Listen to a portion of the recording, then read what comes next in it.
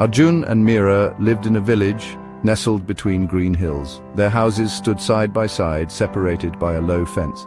Every morning Arjun saw Meera tending her garden. Meera saw Arjun reading by his window.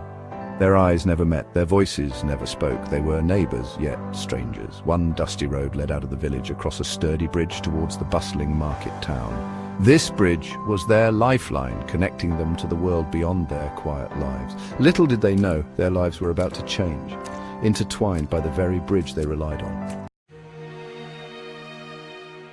One night, a furious storm descended upon the village. Rain lashed down, wind howled like a banshee. The river swelled, angry and brown, crashing against the bridge. By morning, the storm had abated, but the bridge lay in ruins, swallowed by the raging river. The village was cut off, their lifeline broken. Arjun stood on one side of the river, gazing at the wreckage. On the opposite bank stood Meera, her face etched with worry.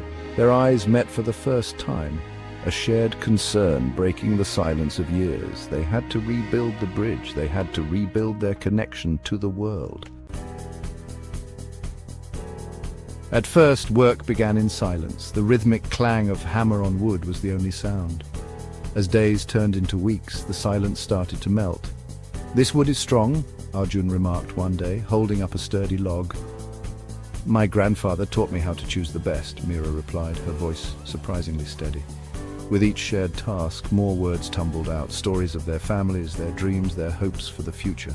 Arjun, a skilled carpenter, dreamt of building a schoolhouse for the village children. Meera, a gifted weaver, wished to sell her beautiful fabrics in the city.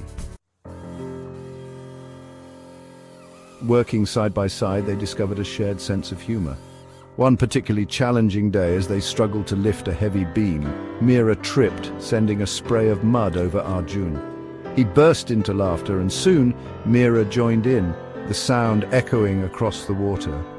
The bridge was almost complete, a testament to their shared effort. It stood strong and straight, built not just of wood and stone, but of trust and laughter. As they hammered in the final plank, a wave of quiet contentment washed over them. They had not only rebuilt the bridge, but they had built something precious, a friendship forged in the face of adversity. The bridge, once a symbol of separation, now stood as a symbol of connection. It reminded them that sometimes it takes a storm to bring people together, and that bridges can connect hearts, not just places.